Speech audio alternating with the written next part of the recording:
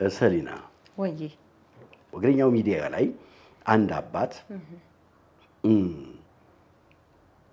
ተከሰዋል። የተከሰሱበት ምክንያት አንድ የ3 ዓመት ልጅ ያለ ቤተሰቡ ፈቃድ አቅፈው ይዘው ለመሄድ ባደረጉት ሙከራ ፍርድ ቤት ተከሰው ቀርበዋል። አሁን እግረኛው ላይ እኛ አባትና የልጁ እናት አይተሽዋል አይደል? አዎ ሁለቱም የራሳቸው እውነት አላቸው። እንደው አድማጭ ተመልካቾቻችን ምናልባት ያንንም ፕሮግራም የተመለከቱት እንደገና ደግሞ ቢያዩትም መልካም ነው። እንደው ሐሳብ አስተያየታቸውን እንዲሰጡ ነው። እኛ ኢትዮጵያዊ ነን። ከኢትዮጵያዊ ባህል አንፃር አንድ ልጅ ሆፕ ብሎ ወደ ላይ ውርውር አድርጎ ሲመለስ ንቅ አድርጎ ማለት ደስ የሚል ነገር ነው። ግን እኔ በምን ተረዳሁት መሰለክ? እናትየዋን ስረዳት መጀመሪያ ወደ እናትየዋ ልሂድና እናትየዋን ስረዳት በሴትነት አስበሽ ነው? አይ አይደለም። እኔ ወደ ተረዳሁበት መንገድ ስመጣለህ ነው። ሳይድ አልይዝም እኔ። እርግጠኛ ነሽ? አዎ እርግጠኛ ነኝ። አይ ጥሩ ሰው ነሽ አንቺ። እንዴ በደንብ ምን ተረዳው መሰለ የእሷን ሀሳብ። ያው አሁን ትንሽ ዘመኑ ከፍቷል አይደለ? የሚያስፈራ ጊዜ ላይ ነው ያለ ነው። ልጆች በየጊዜው ይጠፋሉ፣ ይሰረቃሉ። ከዛ የጠፉትን ልጆች በነፍስ ማግኘት ደግሞ በጣም ከባድ ነው። ተመልክተህ ከሆነ ማለት ነው። ሰው ከፍቷል በሚለው ልውሰደው። ጊዜው ይቅርና እሺ፣ ሰው በቃ አሁን ያለንበት እንትን ጥሩ አይደለም። ብቻ ሰው ጥሩ አይደለም። አንዳንድ ሰዎች ጥሩ አይደለም። አዎ ምንድነው ልጆቹ ጠፍተው የመመለስ እድላቸው በጣም ዝቅተኛ ነው። እናትን ያው እናት ናት ምን ጊዜ በቃ ልጇ ሄዶ ይጠፋብኛል ብላ ነው ልታስብ የምትችለው። ሱቅ እንኳን ወጥቶ እስከሚመጣ ላታምን ትችላለች፣ እናት ስለሆነች የእናትነት አንጀት ስለሚይዛት ማለት ነው። እሱንም ስንረዳው መምህሩ ነው፣ የወንድሞቹ የታላላቆቹ አስጠኝ ነው። ቤቱ ለማስጠናት ነው የሚሄደው እና ምናልባት ሱቅም ሊሆን ይችላል ይዞት የሚሄደው እኮ አቅፎ ብስኩት ከረሜላ ምናምን ሊገዛለት ሊሆን ይችላል ይዞት የሄደው። ሁለቱም የራሳቸው እውነት አለ ገባክ? ሁለቱም ጋር ውስጣቸው ላይ ቢናገሩት ወይ እሷ ወይ እሱ የሚያውቁት የሆነ እውነት ይኖራል። እዛ ሚዲያ ላይ ግን ተካሰው ስናገኛቸው በጣም ትንሽ ግራ የሚያጋባ የሆነ ጥያቄ የሚፈጥር ነገር እንትን አላለብህም? እኔ እኮ አሁን ሰሊና እንደው ስቶሪውን ስታስቀምጪው እኔ ስቶሪውን የመድገም ፍላጎትም የለኝም። እኔ ማውራት የምፈልገው ስለ ኢትዮጵያዊነት ነው። ስለ ኢትዮጵያዊነት አባትነት፣ ስለ ኢትዮጵያዊነት እናትነት ነው። አሁን አንቺ ዘመኑ ክፉ ነው አልሽኝ። ከእንደገና ደግሞ ላረመሽም ሞከርኩኝ። አንዳንድ ሰዎች ክፉ ናቸው አልኩሽ። ኢትዮጵያ 30 ሚሊዮን ሕዝብ ያላት ሀገር ናት። 30 ሚሊዮን ገባን? ተሳስቼ ነው 100ን እኮ ገድፌው ነው ገባን አልኩኝ እኮ ታዲያ እኔ ኢትዮጵያ 130 ሚሊዮን ሕዝብ ያላት ሀገር ናት እና በዚህ በ130 ሚሊዮን ሕዝብ ውስጥ በየዕለት ተዕለት የምንሰማቸው የወንጀል ድርጊቶች ከብዛታችን አንጻር ሲታይ ምን ያህል ነው የሚለውን ነገር መገመት ይቻላል። ይሄ ማለት የወንጀል ትንሽ ወይም ወንጀሉ ትንሽ ስለሆነ ለማናናቅ ፈልጌ አይደለም። ሁለት ነገሮች አብረው መመዘን አለባቸው። አንድ ኢትዮጵያዊነት ገባሽ፣ ባህላችን፣ ማንነታችን ትልቅ እሴት ነው ብዬ አስባለሁ። ስለዚህ አንዳንድ ጊዜ በሚፈጠሩ ችግሮች ምክንያት ዋናውን ባህላችንን ዩዝ ማድረግ አለብን ወይ? እሱ በጣም ትልቅ መነሳትም መወራትም ያለበት ነገር ነው። እኚህ ሰው እኔ ያየኋቸው ሰው የተለያየ ነገሮች አስቀምጧል። ምን አለበት አሉ ልጁን ቤቴ ወስጄ እቅፍ አድርጌ። እንዲያውም ሲያወሩ ሰውየው በጣም ካልኩሌቲቭ አይደሉም። ለምሳሌ አንዳንድ ሰዎች ሲያወሩ ምን ያደርጋሉ? እቺን ማውራት ነገር እቺን ነገር ታመጣብኛለች፣ እቺ ነገር ደግሞ ከህግ አንፃር እንደዚህ ተረጎምብኛል፣ እንደዚህ የተተረጎመው ነገር ከርቸል ያስገባኛል። ስለዚህ አላወራም ብሎ በደንብ ካልኩሌት አድርጎ ቀመረኛ ሰው በደንብ አለው ሰውየው። ምንም እንኳን መምህር ቢሆኑ መምህር ለብዙ ነገር እውቀት አለው። ምክንያቱም ብዙ የማንበብ እድል ስላለው እና ሰውየው ሲያወሩ የሚያወሩት እንደ አባት እንጂ እንደ መምህር አይደለም። ወይም እያንዳንዷን የሚያነሷት ነገር በደንብ ካልኩሌት አድርገው አይደለም የሚያወሩት። ስለዚህ እኔ ማውራት የምፈልገው አንድ ኢትዮጵያዊ አባት ግን ሰውየውን ወዳሃቸዋል መጀመሪያ። እኔ ሰውየው ለምን ጠላቸዋለሁ? ምን ምክንያት? አይ በጣም የሆነ ልብህን ልክታርገው። አይ እኔ እንዲህ ስታያቸው አይ ምንድነው ደመ ነፍስህ ወዷቸዋል። በጾታ ልታስብይ ነው። ምንም ችግር የለውም። ምን አሁን ይኸውልሽ ሰውየውን ለመውደድም ምክንያት የለኝም፣ ለመጥላትም ምክንያት የለኝም። እኔና ሰውየው የተገናኘነው እግረኛው ሚዲያ ላይ ነው። ሁለት ጊዜ ቀርበው ሐሳቡ ሁለት ጊዜ ቀረበ ሐሳቡ። ስለዚህ ለምንድን ነው የሐሳብ ሁለት ጊዜ ቀረበው? ለምንድን ነው ሊያከሩት የፈለጉት ብዬ ነው ያሰብኩት። ስለዚህ እኔ እንዳልከው እኮ ኢትዮጵያዊ አሁን ባህላችን በፊት የነበረው ብዙ ጊዜ ስናነሳ በፊት የነበረውን እናነሳለን። ያው የኋላው ከሌለ የለም የፊቱ እንደሚባለው ማለት ነውና ጎረቤት ወይ የሚያቀቅ ሰው ምናምን እኮ ብዙ ቦታ ይዞክ ይሄዳል እንዴ ተትቶ ለጎረቤት እኮ በቃ ልጄን ይውልኝ ምናምን ተብሎ እኮ ቤት ተዘግቶ እንኳን ይኬዳል እኮ። እኚህ ሰውዬ ደግሞ አስጠኝ ናቸው። እዛ ቤት ይመላለሳሉ፣ ይመጣሉ፣ ልጁ ያውቃቸዋል ምናምን ምን ችግር አለው? እውነትስ ይዘውስ ቢሄዱ? እኔም እሱን ነው እያልኩ ያለሁት። አሁን ነገሩ ለምንድን ነው በዚህ መልክ መጎን የፈለገው ያልኩበት ምክንያት ይሄ ነው። ለምን እኛ ለምን አናሳድገውም ኢትዮጵያዊነትን? እውነት ነው። የጎረቤት ልጅ ስታገኝ ብድግ አድርገሽ አቅፈሽ ስመሽ ከሱቅ ድረስ እኮ አቅፈሽ ወስደሽ ከረሜላ ብስኩት ገዝተሽ ትሰጫለሽ። አዎ ይሄንን መልካም ስብዕናችንን ተደግፈው ወንጀል የሚሰሩ ሰዎች አሉ። እነሱን መከላከል የሚቻልባቸው ሁኔታዎችን መፍጠር ያስፈልጋል። እነዛን መከላከል ካልተቻለ በዚህ በጎ ስነ ምግባራችን ስም ገብተው ጥቃት የሚፈጽሙ ሰዎች አሉ። በደንብ ያው ሁሉም ሰው ጥሩ አይደለም። ለሁሉም ሰው ጥሩ አይደለም። አንዳንድ ችግሮች ዋናውን እሴታችንን ያጠፉብናል። አሁን እኚህ ሰው በበጎ መልኩ እንተርጉመው። አሁን አንቺ እንዳነሳሽው መንገድ ላይ ያለ ልጅ ብድግ አድርገው አይደለም የሚወሰዱት፣ የሚያስተምሩበት ቤት ውስጥ ነው። ከሰውየው ንግግር የተረዳሁት አንድ ነገር አለ። ምንድነው? ደሞዝ በልተዋል፣ ከአንድ ወር በላይ ሰርተዋል ማለት ነው። እዛ ቤት ከአንድ ወር በላይ ተመላልሰዋል ማለት ነው። ስለዚህ በልጁና በሳቸው መካከል ቅርበት ይኖራል፣ ቅርበት ተፈጥሯል ማለት ነው። ስለዚህ የልጁ እናት ስጋቷን ገልጻለች። እኔ ለምን ስጋቷን ገለጸች አይደለም የምለው። ተመልሰው መጥተዋል እኮ ሰውየው አይደለ? ልጁን ሰራተኛዋ ወደ ቤት መለሰችው። ከዛ ኔክስት ዴይ እሳቸው ሊያስጠኑ ሲመጡ ነው የህግ አካል የጠራቸው አይደለም? እና እዛው በቁጥጥር ስር አዋለቻቸው። እንደዚህ አይነት ሀሳብ ቢኖራቸው ተመልሰው ይመጣሉ? አይመጡም ብለው ስለሚያስቡ አይመጡም። እንደገና የሰውየው ፐርሰናሊቲ አለ። መምህር ናቸው። ባለቤታቸው የህግ አስፈጻሚ ናት።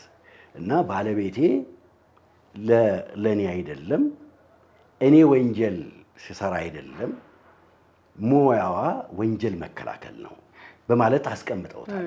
እና ከሰውየው ንግግር ስነሳ ያስቀምጧቸው ነገሮች በሙሉ በየዋህነት ነው የሚናገሩት። ውይ ልክ ነሽ፣ ጎረቤታችን እኮ እንደዚህ አይነት ልጅ ተወስዶ በህይወቱ አልተገኘም፣ አንቺ ታዲያ እኔን ብትጠረጥሪኝ እኮ ተገቢ ነው ሲሉ ምን እያሉ ነው ማለት? እንዲህም አይነት ለካ ክፋት አለ። ስለዚህ አንቺ እኔን ብትጠረጥሪኝ ምን ይፈረድብሻል? እውነት ነው፣ ስጋትሽ እናት ስለሆንሽ ነው ነው እናት ነሽ ሲሉ ይሄን አሉ ማለት እኔ ወንጀለኛ ነኝ ተብሎ ሊተረጉም አይችልም። ህግም እኮ ለዛ መሰለኝ ነፃ ያደረጋቸው አይደለም? አዎ ይሄን ማለታቸው እኔ ወንጀለኛ ነኝ ብሎ ለማረጋገጥ የምትጠቀሚበት አይደለም። ስለዚህ ሰውየው እየተናገሩ ያሉት በየዋህነት ነው። እነዛን ነገሮች እያነሳሽ ከህግ አንጻር ከወንጀል አንጻር ከምናምን የምትወስጃቸው ከሆነ እጅግ በጣም ከባድ ነው። እሳቸው በየዋህነት ነው ያደረጉት። እንደተናገሩት ከሆነ እንዳየናቸው ከሆነም በየዋህነት ነው። በቃ ልጁን ወደዱት። ወደ ቤት ወስጄ ባቅፈው ምን ችግር አለ ነው። ማናችንም እኮ እንሄዳለን። ምን ችግር አለበት? ምንም ችግር የለበትም። አሁን የሆነ ሰው ጋር ሄደ እና ቢት ምንም እኮ እንትን የሚያስብል ነገር አይደለም። በሷም ሳይድ ስታየው ግን እናት ናት። የሆነ ሰው ልጅህን ይዞት ሲሄድ ምን ሊሰማህ ይችላል? ሌላ ደግሞ ጥያቄ የፈጠረብኝ ምንድነው ከቤት የመንገድ ካሜራ ነበር ወይ ደግሞ የቤታቸው ካሜራ ነበር ልጁን ይዞ ሲወጣ የሚያሳይ ማለት ነው። መምህሩ ልጁን ይዞት ይወጣል። ከዛ በኋላ ትራንስፖርት መያዣ ጋር ሲደርሱ ቪዲዮ ይቋረጣል። ያው ርቀት አይኖረውም ብለን እናስብ ካሜራው። ከዛ ሰራተኛዋ ናት ልጁን ተቀብላ የመጣችው። ከሰራተኛዋ ጋር የነበረውን ኮንቨርሴሽን አናውቀውም። ምን ተባብለው ምን አውርተው እንደሆነ ልጁን የሰጠችው ግን ጭቅጭቅ ይኖረዋል ብዬ አላስብም። አዎ ልክ ነሽ። አሁን ለምሳሌ ይኸውልሽ ልጁን በነገራችን ላይ በዚህ ጉዳይ ላይ የህግ አማካሪ እናማክር እንዴ? ይቻላል። አንድ ጓደኛ አለኝ፣ ፋሲካ በለጠ ይባላል። የህግ ባለሙያ ነው። ድሮ አብሮኝ ተምሯል። ሲጀመር ይሄ ግለሰብ ይሄ አስተማሪ እኮ አባት ነው። የቀለም አባት ነው። የቀለም አባት በወሰደው ምንም ያደረሰው ጉዳትም የለም። ሰራተኛዋን በሰላም ተከትለዋለች፣ ሰጥቷታል። እንደገና ምስክርነት የቆሙት የሴትዮዋ ልጅና ሰራተኛዋ ናቸው። ብስኩት ሊገዛላት አይችልም ወይ? ቆይ አይ ምስክርነት የሰጡት ሰራተኛዋና የሴትዮዋ ልጅ ናት።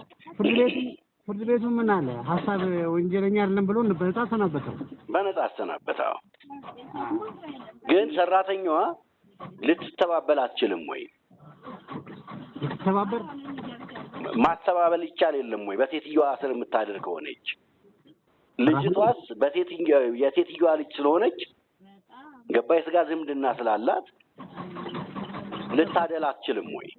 አይ ይሄ ፍርድ ቤቱ ግምት ነው። ልታደላም ላታደላም ትችላለች። በእውነት መስከራ እኮ ነው። ወንጌል መታ እኮ ነው። ኦኬ። ስለዚህ አይደለም ልጅ ተጠርጣሪው ራሱ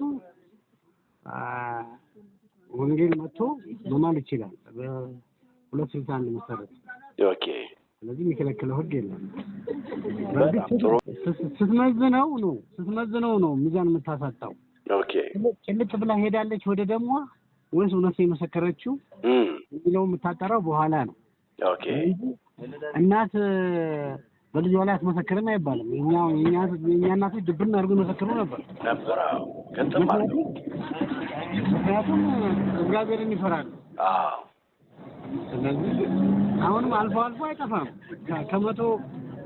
ከመቶ አንድ አይጠፋም። አዎ ግን አሁን እሱ እኮ ጥፋተኛ አልተባለም። ፍርድ ቤቱ አልፈረደበትም። ግን በዚህ ምን ያጣው ነገር አለ? ስራውን አጣ። ከሁሉ ውጭ ኃላፊነት ሊከሳት ይችላል። ከሁሉ ውጭ ኃላፊነት የፍትሐ ማለት ነው። ኦኬ። በዚህ እሷ እንደዚህ ስሙን ማጥፋት ምን ያጣው ነገር አለ? ካጣ ከሁሉ ውጭ ኃላፊነት ያጣውን ጥቅም ሊከሳት ይችላል። ኦኬ። በወንጀል ግን ጥፋተኛም አልተባለም። አልተባለም። ምክንያቱም የኃይል እርምጃ አልወሰደም ነው ፍርድ ቤቱ ያለው። በቃ ምንም ነገር የወሰደው ነገር የለም። ምክንያቱም በሰላም ነው የወጣው። ቪዲዮም የሚያሳየው በሰላም ነው። ሰራተኛዋ ስትከተለው ሰራተኛዋ አልጮኸችም፣ ድረሱልኝ አላለችም። ድረሱልኝ ብላ ቢሆን ኖሮ ወንጀል ይሆን ነበር። እሱ ምን አለ? አሩሲፈስ ሰውየው እንደ ልጅ አይደለም ወይ አለ። ሌሎቹ ልጅን እኮ ወደ ቤት ወስደው ምን ችግር አለ አለ። ኃላፊነት ሰጥተው እኮ እንዲያስተምር እኮ አድርገውታል። አዎ ዛሬ አይደለም ማስተማር ጀመረ። በረከት ምን ያህል ጊዜ ነው ሲያስተምር? እኔ እንጃ እንግዲህ ምን ያህል ጊዜ እንደቆየ አላውቅም። ቢያንስ ደሞዝ ወስዷል። አንድ ደሞዝ ወሰደማ እኮ ቤቱን ለምዷል ማለት ነው። አቅፈህ እኮ ብስኩት ገዝተህ ትመልሳለህ እኮ ሰውን ልጅ ያው አንተ ልጅ አቅፌ ብስኩት ገዝቼ ብመጣ አፈንኩ ማለት ነው እንዴ? መንገድ ላይ እኮ ልጅ ምናምን እጁን ይዘው ምናምን አንዳንዴ እኮ ታስፈራራለህ። ብድጋሚ እኮ ታቅፋለህ።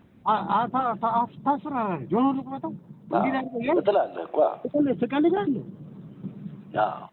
ትቀልዳለህ። ያም ግን አረክ ማለት ምን ማለት ነው? አንተ ትጫወትና ትቀልድና ከደረገጡ በኋላ አሹፈህ ተሳስቀህ ታልፋለህ። አዎ እኔ አደርጋለሁ እንደዛ። እኔም አደርጋለሁ እንዴ። ግን አሁን ነገሩ አያደርስ ነው። እሺ አባቴ፣ እሺ ጥሩ ነው ያነሳቸው ጉዳዮች ገባሽ። ለምሳሌ አንድ ሰው አንድ ልጅ አስገድዶ ነው ወይ የወሰደው?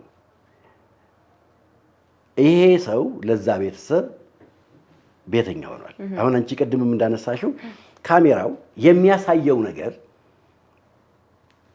ኃይል እንደሌለው ኃይል አልተጠቀመም። ሰውየው አቅፎታል። ልጁ እንዲያውም ተመችቶታል እኮ በደምብ ያውቀዋል። የለመደው ሰው ነው እኮ። ስለዚህ እንደገና ደግሞ ሰራተኛዋ ልጁን ለመቀበል አንዲትም እንቅስቃሴ አላደረገችም።